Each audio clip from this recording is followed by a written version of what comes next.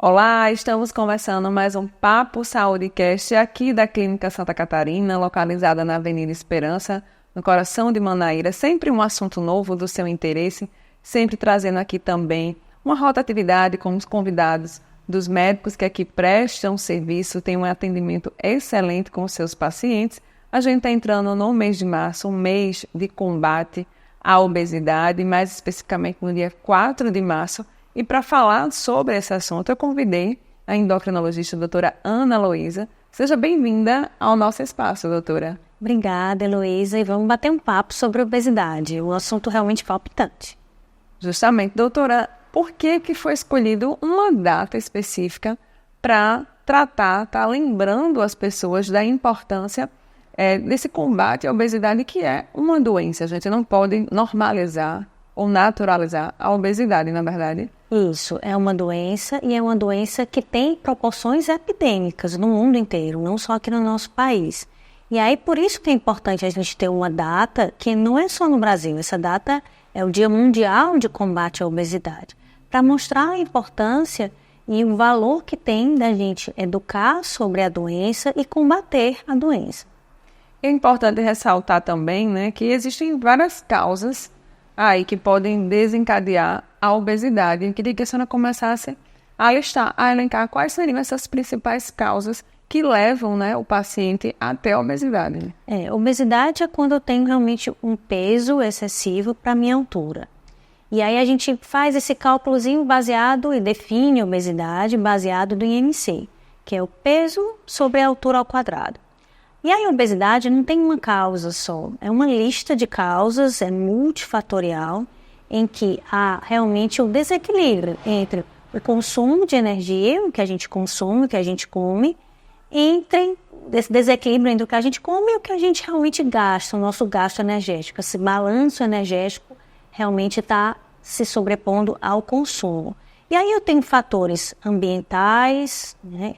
Dentre esses ambientais a gente tem o consumo de alimentos mais ultraprocessados e hiperpalatáveis, a propaganda em cima disso, que é importante a gente frisar que é muito mais feita hoje em dia do que era antigamente. A gente tem fatores genéticos que a gente sabe também que são super importantes. E a gente tem esse ambiente todo obesogênico, não só aqui de novo no país, mas no mundo inteiro, que predispõe a esse aumento de níveis de obesidade em todos os locais, e cidades e países.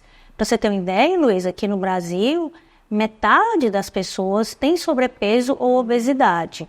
E mais ou menos 20% dos adultos têm obesidade, que é esse IMC, né, esse cálculo, índice de massa corpórea, acima de 30. É muita gente. E é por isso que é importante alertar e entender que, infelizmente, não tem só uma causa. Claro que tem alguns tipos de obesidade que têm mutações genéticas bem específicas e são mais raras, mas esse não é o mais comum, tá? O que a gente tem de forma mais comum é aquela obesidade em que eu tenho fatores genéticos, ambientais, comportamentais, influenciando o meu ganho de peso. Quais são os principais sinais, né, e sintomas de alerta para o paciente que está nos assistindo e ele realmente resolver sair ali da sua zona de conforto e procurar um endócrino, né? A gente muitas vezes percebe quando a gente ganhou um pezinho, todo mundo sente, né? O primeiro sinal ali são nas roupas. Sim. E às vezes você vai ali aumentando o tamanho do número da roupa, e aí ao invés de procurar emagrecer, vai comprando um número maior e vai se acostumando com aquilo, mas existe aquele gatilho ali, aquele sinal de alerta, que é preciso as pessoas estarem atentas. Quais seriam esses sinais? Um desses sinais é, por exemplo, a dificuldade. Poxa, se eu estou tendo alguma dificuldade para perder peso, que se eu não estou conseguindo por mim mesmo regular esse peso, é interessante procurar o auxílio do médico. E muitas vezes o que é muito falado é que não é fácil perder peso, apesar de ser uma doença extremamente estigmatizada, que parece que quem tem obesidade ou quem tem excesso de peso é falta de força, foco e fé, aquela coisa bem de rede social, não é bem assim, tá? O nosso hipotálamo, que é um localzinho do nosso cérebro, é o centro regulador desse apetite da nossa saciedade.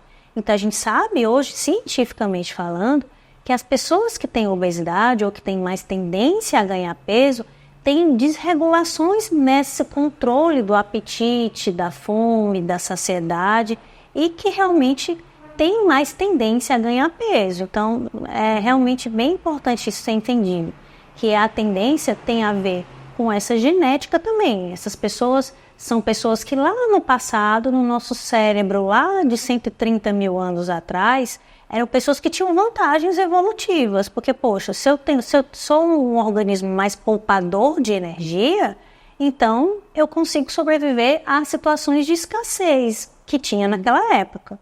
Hoje em dia a gente não tem mais escassez de alimentos, a gente tem realmente uma oferta e muita oferta de alimentos muito calóricos. Então essas pessoas que antigamente, lá nos primórdios, quando a gente era caçador-coletor mesmo, tinha uma vantagem evolutiva, hoje em dia são essas pessoas que têm mais tendência a ganhar peso. A genética, eu sei que a senhora falou aí de algumas causas, né? E a gente não pode validar apenas uma ou outra, mas são fatoriais. Mas a genética a gente também não pode desconsiderar, né? A gente realmente tem que levar em consideração. Muitas vezes a gente observa pais, né, que têm essa predisposição, que já estão acima do peso visivelmente, né? Que a gente consegue verificar. Os filhos desse casal, ele obrigatoriamente ele vai ser uma criança obesa, um adolescente obeso, ou não necessariamente? Se mudar o estilo de vida, se mudar a alimentação, ele não vai ter essa predisposição. Genética não é destino, mas isso é estatisticamente comprovado. O fato da gente ter um dos pais obesos faz com que a nossa chance de ser obeso chegue a 50%. Quase metade. Se eu tenho 2 pais obesos, a minha chance vai para 80%. Então, não é só a genética dos genes lá, do genoma, do DNA, mas esse ambiente em casa. Porque, poxa, se eu tenho um ambiente na minha casa em que eu tenho alimentos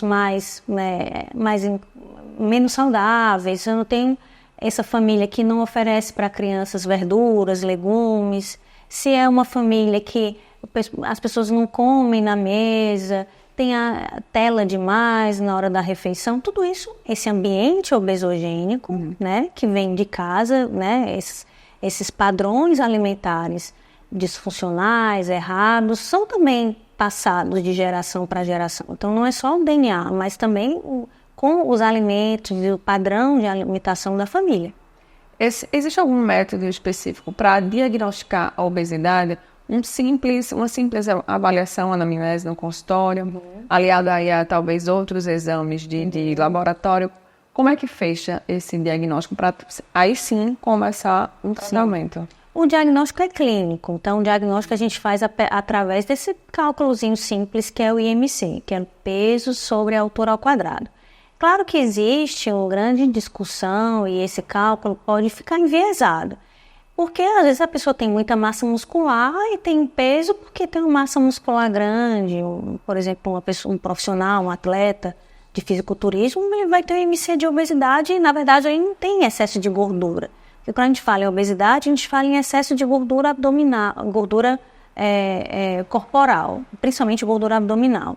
Mas dá para a gente saber pelo cálculo do IMC, pela medida da circunferência abdominal, que é uma medida importante, e de métodos de imagem, a gente pode ter alguns aparelhos, bioimpedância, na própria DEXA, que é um exame que a gente consegue também, através da densitometria, calcular quanto que a pessoa tem, qual o percentual de gordura que a pessoa tem no corpo inteiro. E a partir disso, doutora, quais seriam os tratamentos? Vai determinar aí, dependendo do tipo, do grau, né, de obesidade, que eu queria até que a senhora também aproveitasse e falasse sobre esse grau de obesidade. Vai depender de cada paciente, não existe uma fórmula mágica para todo mundo. Cada paciente é único e exclusivo. Os pilares do tratamento da obesidade são 3. Independente do grau, o paciente tem que pensar nesses 3 pilares. Mesmo pacientes com sobrepeso, né, que tem o IMC ali acima de 27, mas que tem alguma complicação relacionada ao peso, complicação metabólica, assim, hipertensão, diabetes, também merecem tratamento para garantir e fazer esse paciente diminuir peso. Porque o perda de peso impacta em tudo, no controle do diabetes, controle da pressão, então a gente tem que pensar no todo. Mas mesmo pacientes com sobrepeso ou obesidade, tem que cumprir esses 3 pilares, que são a reorganização da dieta, a reeducação alimentar, atividade física e medicação, tá? Então, é importante frisar que a medicação é um pilar também do tratamento do diabetes. Às vezes a pessoa acha que medicação é uma via fácil, vai tomar remédio. Isso também faz parte do estigma. Ou só tomar medicação e tudo vai se resolver, não é assim? Também não é assim. Mas também a gente não deve privar o paciente obeso de medicação, porque ele precisa disso para regular, como eu falei, esse controle hipotalâmico aí da fome. Seriam alguns inibidores. Isso. Medicações tem várias, né? Tem medicações que mexem com esses centros hipotalâmicos de fome e saciedade, tem medicações que diminuem, por exemplo, a absorção de gordura, tem medicações até para aquele paciente que tem um comer emocional e resgata e busca prazer na comida, também pode ser feito medicações nesse sentido, né? Aquele fissurinha para comer o docinho, tem medicação que tem esse padrão. Então, na verdade, como você falou, não tem uma receita de bolo para todo mundo. O que a gente faz é entender qual é o padrão alimentar daquele paciente, e aí hoje em dia a gente tem muito mais estudo mostrando que a gente pode dividir os pacientes em padrão, e aí entender esse padrão e realmente endereçar mais corretamente a medicação que vai adequar melhor aquele padrão. Quando a gente faz isso, a gente consegue 2 vezes mais resultado do que fazer uma receita de bolo aí igual para todo mundo. Quando a senhora falou, né, quando o paciente vai começar a iniciar, né, a encarar esse tratamento, a senhora trouxe aí atividade física, alimentação, então isso implica dizer que para o tratamento dar certo, a senhora também precisa desse apoio, né, de outros profissionais e que esse paciente ele precisa entender da importância desses outros profissionais. Então, seria um trabalho em conjunto? Conjunto. Como a doença é multifatorial, o tratamento também é multidisciplinar. Idealmente nutricionista, um educador físico, até em algumas situações um psicólogo. Ora, se eu tenho um comer emocional, como eu estou ansioso, eu tenho que ter uma terapia, idealmente a terapia cognitiva, comportamental é a principal linha, né, da terapia que é endereçada a esses pacientes, para realmente entender o meu operativo aí do comer, o meu modus operandi que me faz ganhar peso.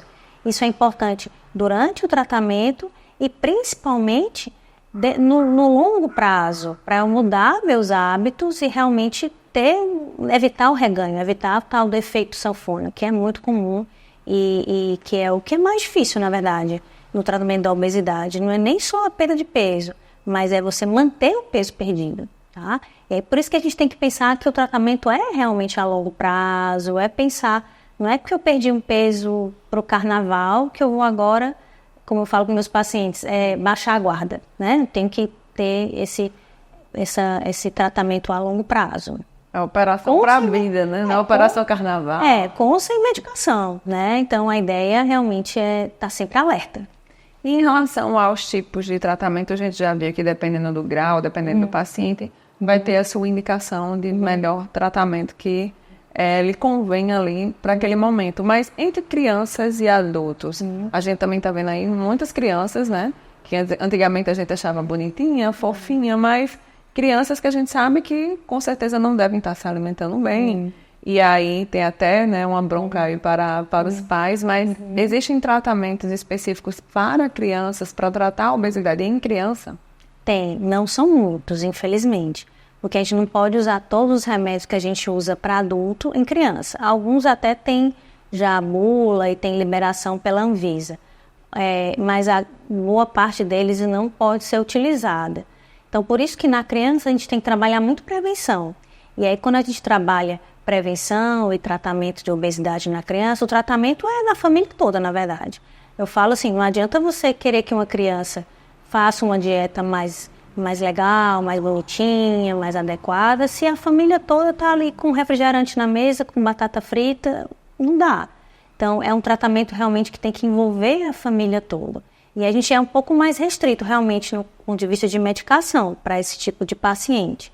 E aí é importante trabalhar outros fatores, inclusive comportamentais. Essa história de tela, de o que comer, porque a criança também é muito influenciada pelo marketing alimentar.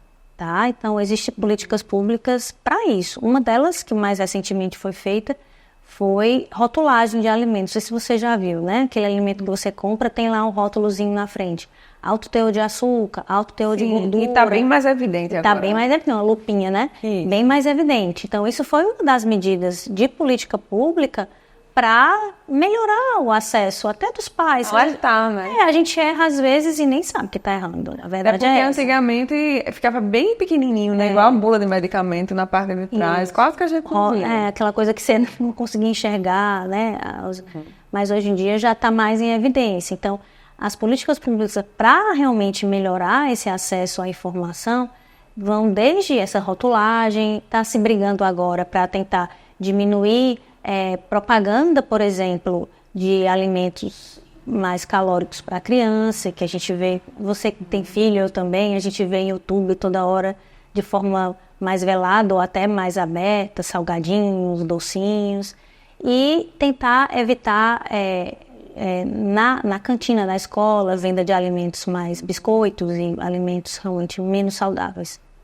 E em relação a essa questão das tecnologias, de inovações, o que é que se tem de mais moderno que hoje em dia está tratando a obesidade, seja em medicamento, seja em algum exame mais propriamente dito? Como é que está hoje o mercado, antes da gente entrar no assunto de bariátrica, né?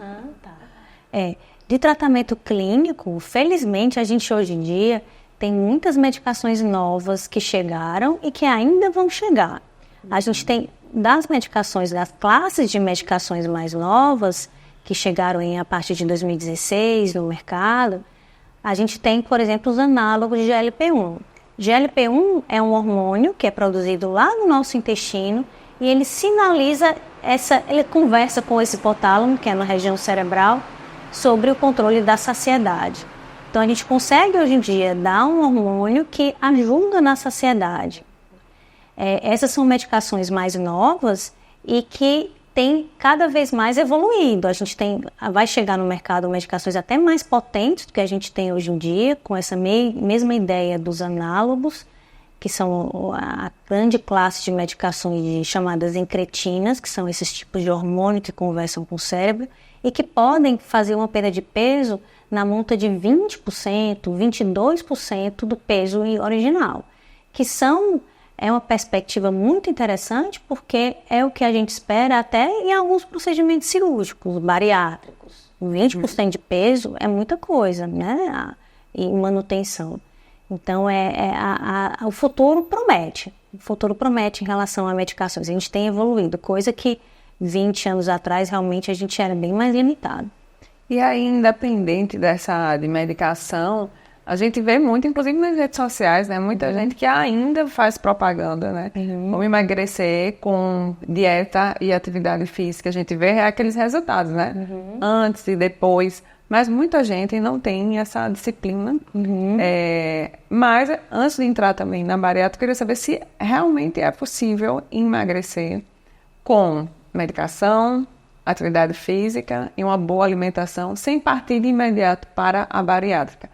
Ou se tem alguns casos que não dá para esperar, que realmente o paciente precisa, por uma questão de saúde, para partir imediatamente para uma cirurgia. Mudanças comportamentais e atividade física, estatisticamente, vão trazer para a gente uma média de 5% de perda de peso corporal. Claro que tem aquelas pessoas que a gente chama que são bons respondedores. Tem aquelas pessoas que fazem o antes e depois lá. 30 quilos só com dieta e exercício, né? 20 quilos só com dieta e exercício. Tem essas pessoas fora da curva.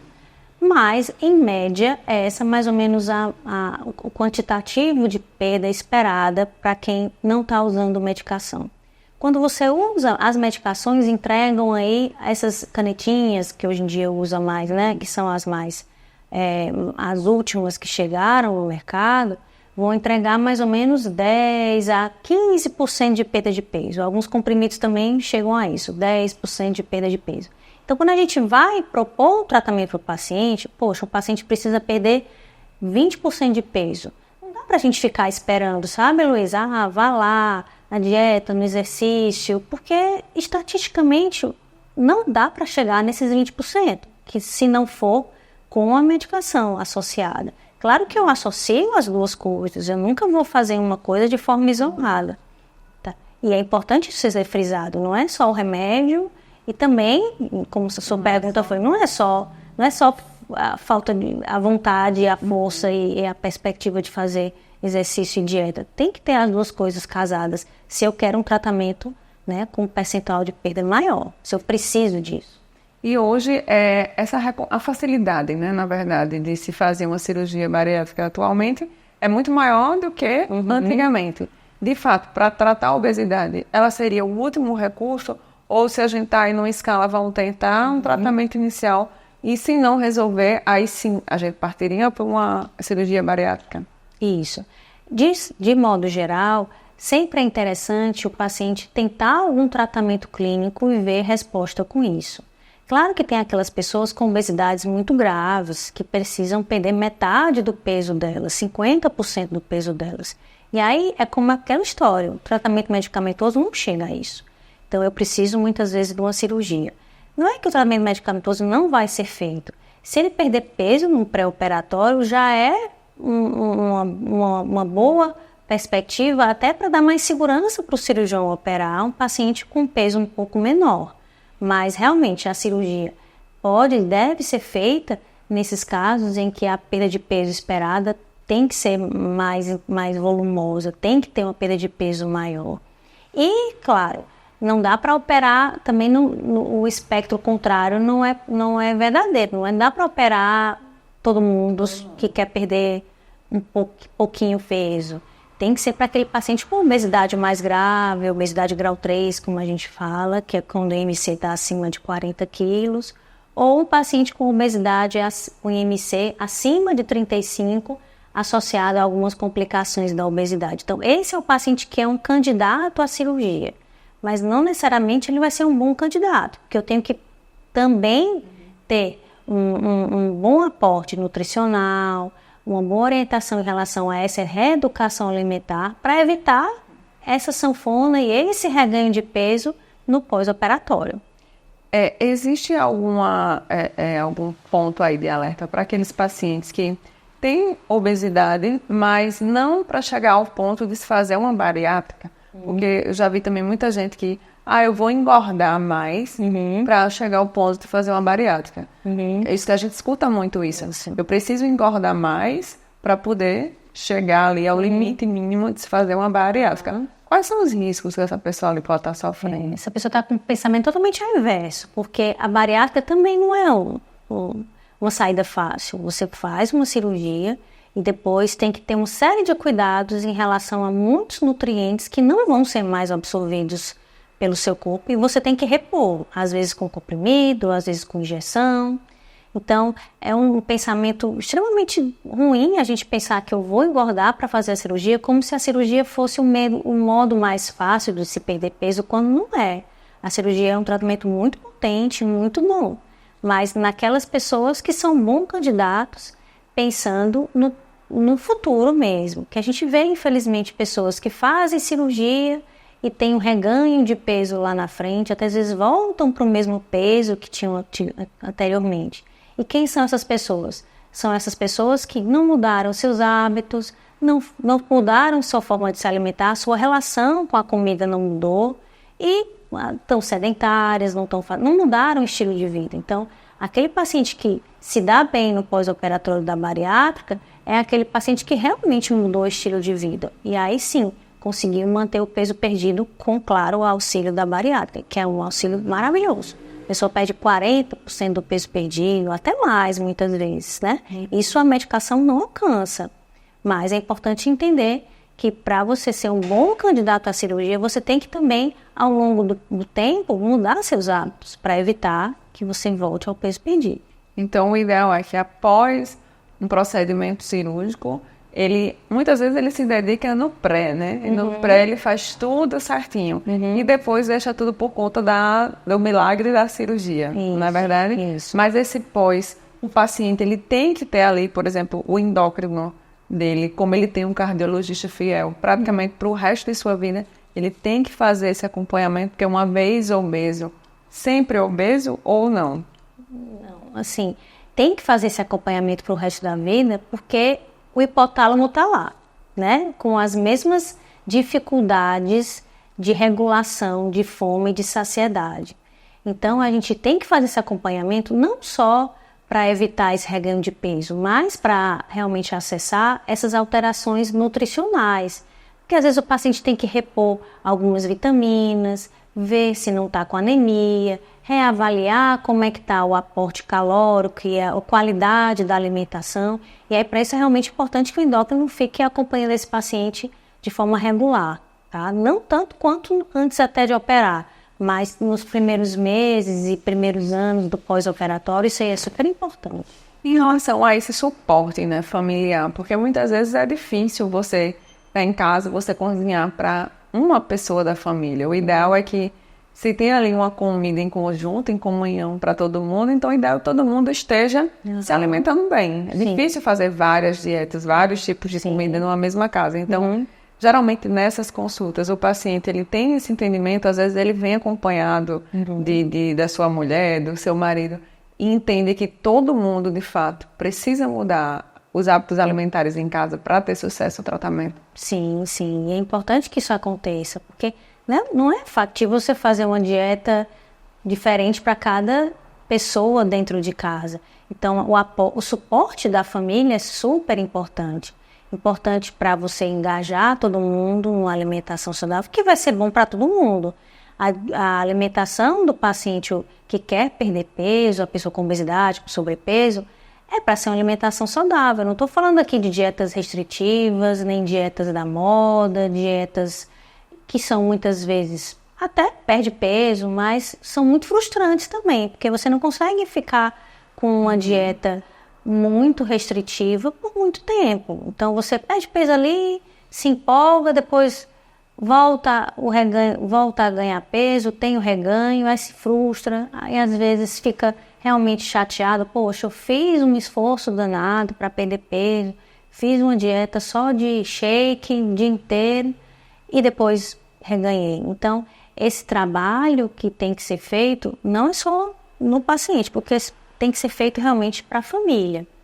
E essa romantização, né, que a gente está vendo aí nas redes sociais, a normalização está cada vez mais evidente. Vocês conseguem sentir isso dentro do consultório, o paciente que é obeso, que decide não mudar porque ele está bem assim e está tudo certo, já tem uma boa autoaceitação e não incomoda. Então é também um papel do profissional alertá-lo dos perigos que ele está correndo. Sim, sim. Porque, de um lado, a gente tem esse estigma, né, da obesidade, de colocar o obeso numa situação de culpabilização, de julgamento. E, do outro lado, essa romantização também não é boa. Porque a obesidade causa problemas, sim. Mesmo que minha glicemia esteja normal, ou meu colesterol esteja normal, o excesso de peso causa outras complicações. Complicações ortopédicas, por exemplo, né, o joelho dói, a coluna dói. Complicações no fígado, como a esteatose hepática, a gordura no fígado. Então, tem outras complicações, sim, que podem acontecer, mesmo quando eu não estou sentindo nada, ou quando eu julgo que não estou sentindo nada. Então, são extremos ali desse espectro, né? Ou é o paciente que é julgado, é estigmatizado, ou aquele paciente que romantiza a obesidade. Nem 8 nem 80. A gente também não pode colocar uma situação de julgamento e que esse paciente obeso é um paciente sem força de vontade, mas ao mesmo tempo a gente não pode romantizar. Doutora, a gente está chegando ao fim, né, do nosso papo.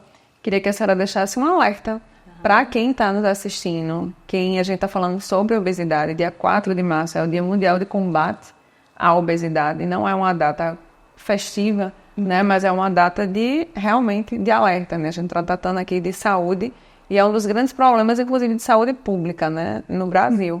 Então, eu queria que a senhora deixasse um alerta. Sei que ainda tem muitos mitos e verdades sobre esse assunto ainda muito polêmico, mas essa importância de cuidar bem da saúde para não chegar nesse estágio. Né? Isso. E aí o alerta é justamente isso que você estava falando no início. Obesidade é uma doença crônica, é uma doença recidivante, é uma doença que merece tratamento, assim como a gente trata pneumonia, como trata hipertensão, que trata diabetes, merece também tratamento medicamentoso e que deve ser tratado com respeito. A ideia é essa, tratar o obeso, tratar o paciente esse paciente que tem uma doença que de difícil abordagem muitas vezes, porque eu vou precisar da ajuda da família, de outros profissionais e esse envolvimento de todo mundo, mas ter respeito por esse indivíduo. Isso é o recado maior que eu quero dar, não só para as pessoas, quanto para outros profissionais médicos.